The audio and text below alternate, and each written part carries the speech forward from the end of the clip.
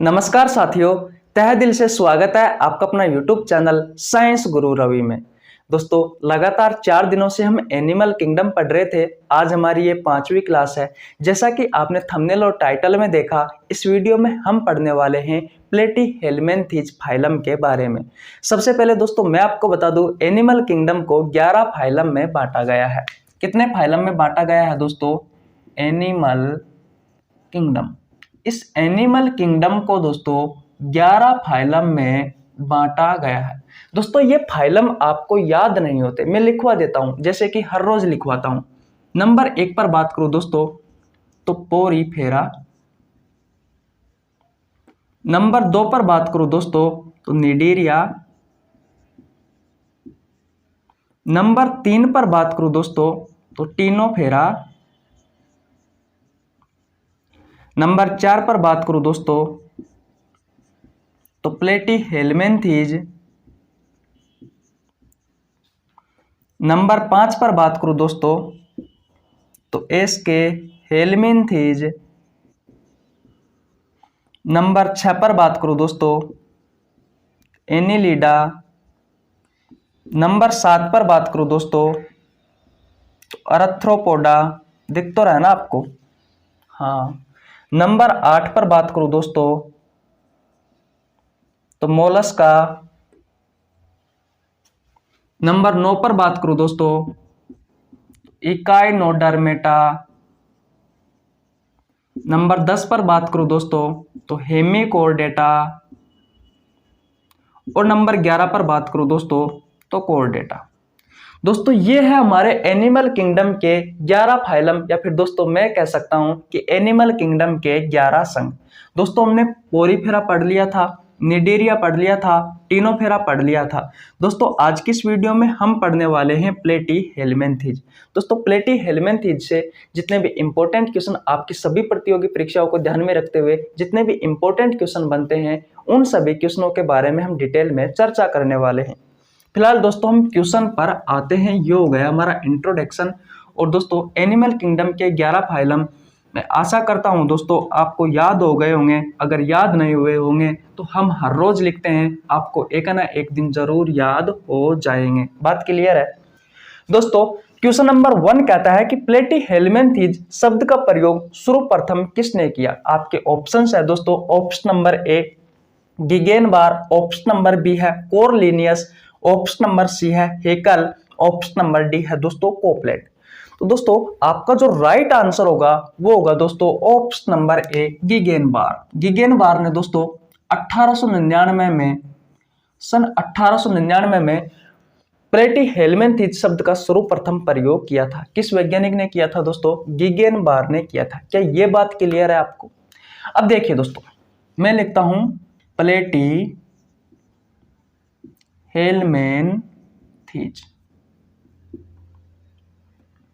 बात क्लियर है दोस्तों? ये एक ग्रीक भाषा का शब्द है जो कि दोस्तों 2 शब्दों से मिलकर के बना है। एक कौन सा? एक है प्लेटी और एक है दोस्तों हेल्मिन्थीज। बात क्लियर है? इस प्लेटी का शब्द का मतलब होता है दोस्तों फ्लैट। क्या होता है? फ्लैट। और दोस्तों हेल्मिन्थीज शब्द का मतलब होता है वॉर्म। फ्लैट का मतलब होता है दोस्तों चपटा और वॉर्म का मतलब होता है कर्मी।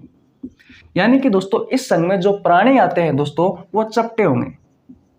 कैसे होंगे दोस्तों? चपटे होंगे। तो दोस्तों इनका आकार कैसा होता है अगर आपसे क्वेश्चन पूछा जाए तो दोस्तों इनका आकार होता है भैया जैसे कि इंच टेप के समान चपटे होते हैं दोस्तों, जैसे कि रिबन के समान बहुत ही ज्यादा चपटे होते हैं ये। तो दोस्तों आशा करता हूं ये बात आपको बहुत समझ में आ गई होगी। एक बार और रिवीजन करवा देता हूं। मैंने कहा कि प्लेटीहेल्मिन्थीज एक ग्रीक भाषा का शब्द है जो कि 2 शब्दों से मिलकर के बना है। एक है प्लेटी और एक है हेल्मिन्थीज। प्लेटी का मतलब होता है दोस्तों फ्लैट, जो कि चपटा कहा जाता है जिसे, और हेल्मिन्थीज का मतलब होता है दोस्तों वॉर्म यानी कर्मी। इसमें दोस्तों जो कर्मी होते हैं, जो कीड़े मकोड़े होते हैं, वो दोस्तों चपटे होते हैं। अगर आपसे क्वेश्चन पूछा जाए कि जंतु जगत का ऐसे संघ का नाम बताओ जिनके जो जीव होते हैं वो दोस्तों वो बिल्कुल चपटे होते हैं, यानी कि रिबन के समान होते हैं, या फिर मैं कहूँ इंच टेप के समान होते हैं, तो दोस्तों उस संघ का क्या नाम है? उस संघ का नाम है प्लेटीहेल्मिन्थेस। क्या ये बात आपको बहुत अच्छे से समझ में आई क्या? अब देखिए दोस्तों, अब आगे चलते हैं।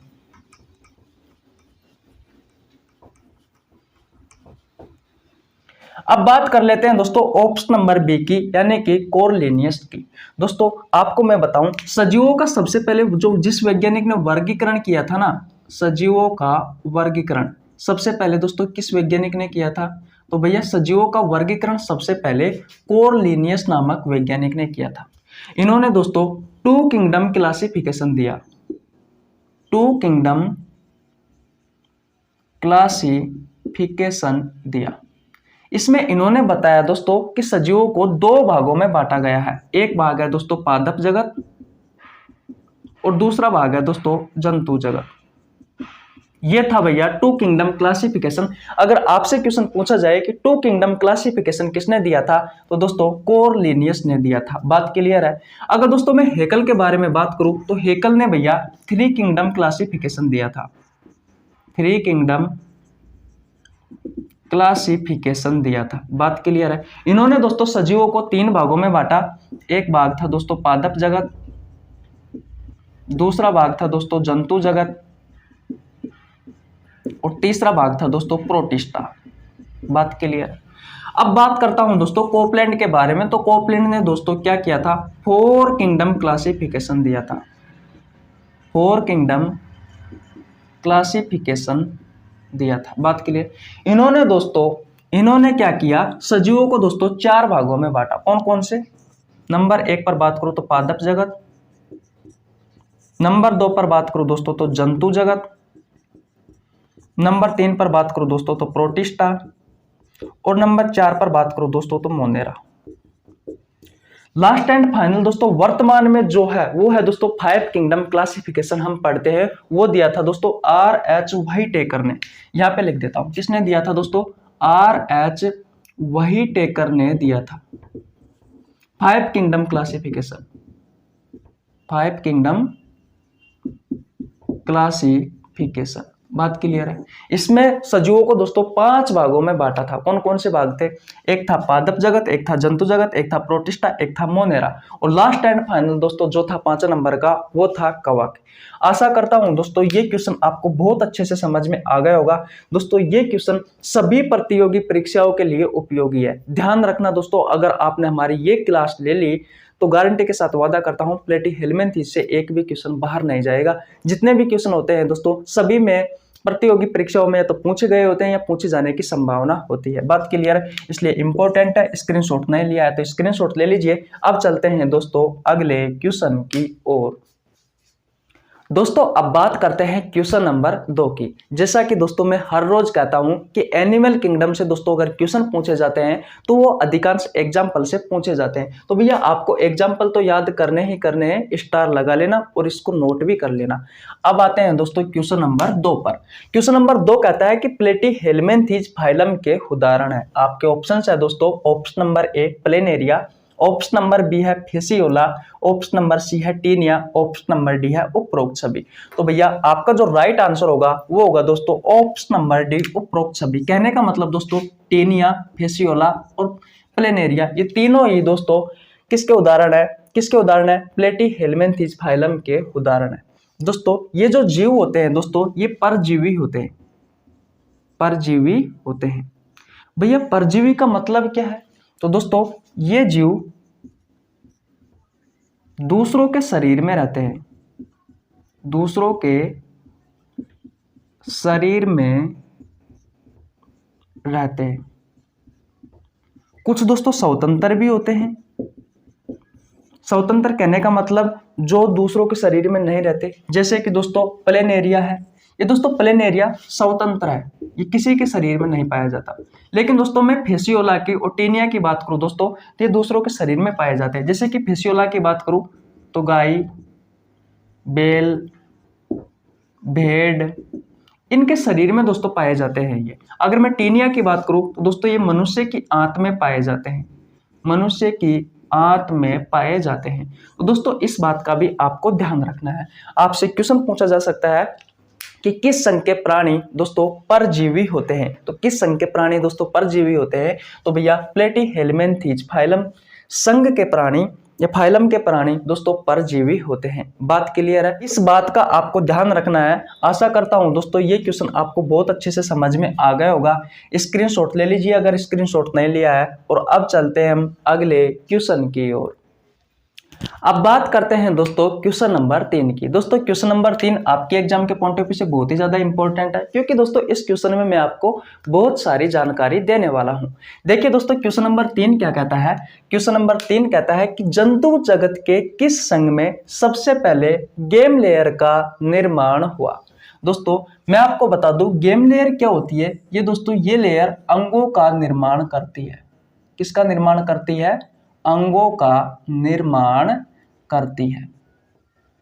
आशा करता हूं ये क्वेश्चन आपको समझ में आ गया होगा। अब दोस्तों आपके ऑप्शंस देख लेते हैं कि आपके ऑप्शंस क्या क्या है। ऑप्शन नंबर ए है निडेरिया, ऑप्शन नंबर बी है टिनोफेरा, ऑप्शन नंबर सी है प्लेटीहेल्मिन्थीज, ऑप्शन नंबर डी है दोस्तों एस्केहेल्मिन्थीज। दोस्तों अगर आपको इनमें से किसी क्वेश्चन का आंसर आता है तो आप कमेंट बॉक्स में बता सकते हो। दोस्तों आपका राइट आंसर हो जाएगा प्लेटीहेल्मिन्थीज। बात क्लियर है। सबसे पहले दोस्तों गेम लेयर का निर्माण किस संघ में हुआ, तो दोस्तों प्लेटीहेल्मिन्थीज संघ में हुआ। गेम लेयर का निर्माण अच्छे से लिख देता हूं। दोस्तों इस गेम लेयर में 3 लेयर होती है। कितनी लेयर होती है, 3 लेयर होती है। सबसे दोस्तों जो बाहरी लेयर होती है उसका नाम है एक्टोडर्म। मध्य वाली जो लेयर होती है ये बाहरी है दोस्तों, मध्य वाली होती है ये होती है मेसोडर्म। और सबसे जो अंदर वाली होती है दोस्तों वो होती है एंडोडर्म। दोस्तों इन परतों से ही अंदर वाली होती है, इन परतों से ही दोस्तों शरीर के अंगों का निर्माण होता है। बात क्लियर है, क्या ये चीज आपको फाइनली समझ में आई। अब दोस्तों मैं निडेरिया के बारे में बात कर लेता हूं। दोस्तों निडेरिया में मैंने आपको बताया था दोस्तों कि भैया सबसे पहले इसमें न्यूरॉन बने और दोस्तों कोशिका का निर्माण हुआ। इसमें नीडोप्लास्ट कोशिका पाई गई थी। बात क्लियर है। टिनोफेरा की बात करें दोस्तों तो इसमें उत्तकों का निर्माण होना स्टार्ट हो गया था। इसके अलावा दोस्तों इसमें आहार नाल था, लेकिन दोस्तों आहार नाल इसमें अधूरा था। आहार नाल इसमें अधूरा था। बात क्लियर है। एस्केहेल्मिन्थीज की बात करूं दोस्तों तो इसमें पूर्णतः आहार नाल पाया जाता है। पूर्णतः आहार नाल पाया जाता है। अगर आपसे क्वेश्चन पूछा जाए कि निम्न में से जंतु जगत के किस संघ में पूर्णतः आहार नाल पाया जाता है, तो आपको ध्यान रखना है एस्केहेल्मिन्थीज।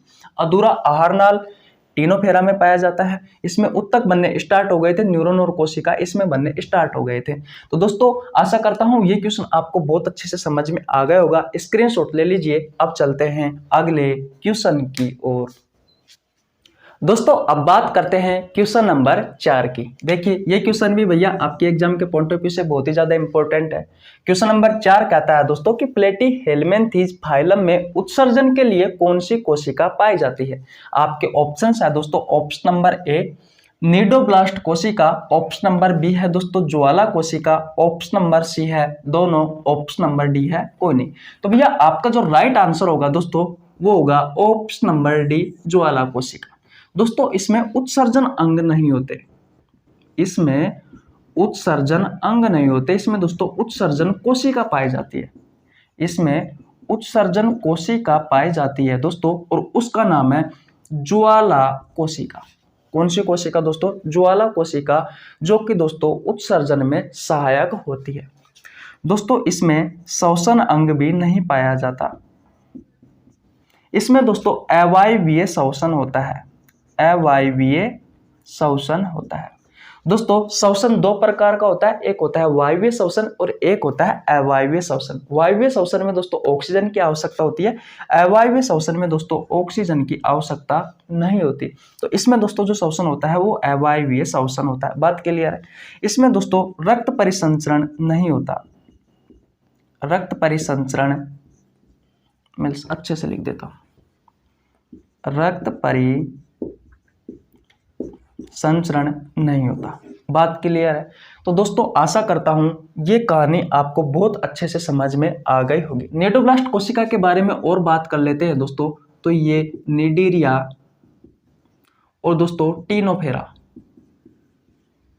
टीनोफोरा फाइलम में उपस्थित होती है। दोस्तों ये निडोब्लास्ट जो कोशिका होती है ये जहरीली होती है। जैसे ही आप इसको टच करोगे आपके शरीर में जहर चला जाएगा।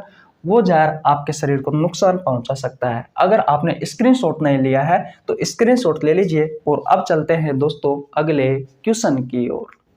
दोस्तों अब बात करते हैं क्वेश्चन नंबर 5 की। देखिए क्वेश्चन नंबर 5 क्या कहता है कि प्लेटीहेलमिन्थेस फाइलम में निषेचन होता है। आपके ऑप्शन है दोस्तों, ऑप्शन नंबर ए पर निषेचन, ऑप्शन नंबर बी है सौ निषेचन, ऑप्शन नंबर सी है दोनों, ऑप्शन नंबर डी है कोई नहीं। तो भैया इसका राइट आंसर होगा दोनों। किस तरीके से इसमें पर निषेचन होता है, किस तरीके से इसमें सौ निषेचन होता है, इस बारे में हम बात कर लेते हैं। सबसे पहले दोस्तों इस फाइलम के जो जीव होते हैं वो उभयलिंबी होते हैं, उभयलिंबी होते हैं। ये बात क्लियर है? किस तरीके से उभयलिंबी होते हैं दोस्तों? मान लीजिए ये इस फाइलम का एक जीव है, इसमें दोस्तों वर्षण भी होगा और दोस्तों इसमें अंडाशय भी होगा। बात क्लियर है? कहने का मतलब एक ही जीव पर दोस्तों वर्षण भी उपस्थित होगा और अंडाशय भी उपस्थित होगा। बात आपको समझ में आ गई? ये होता है दोस्तों उभयलिंबी। बात क्लियर? यानी कि एक ही जीव पर मेल सेक्स ऑर्गन भी होगा और फीमेल सेक्स ऑर्गन भी होगा। अब दोस्तों पर निषेचन किस तरीके से होता है, सौ निषेचन किस तरीके से होता है, इसके बारे में बात कर लेते हैं। मान लीजिए दोस्तों एक और ये अलग जीव है, यहां पर है दोस्तों अंडाशय और यहां पर है दोस्तों वर्षण। वर्षण से आपको पता है दोस्तों शुक्राणु निकलता है और अंडाशय से अंडाणु निकलता है। इस बात को आप मानते हो? वर्षण से शुक्राणु निकलता है और अंडाशय से अंडाणु निकलता है। दोस्तों शुक्राणु और अंडाणु जब आपस में मिल जाएंगे दोस्तों तो एक कोशिका का निर्माण होता है, वो होता है युग्मनज, जिसे आप जायगोट भी कहते हो, या फिर दोस्तों आप कह सकते हो कि ये सजीव की नींव है। बात क्लियर है? युग्मनज व जायगोट।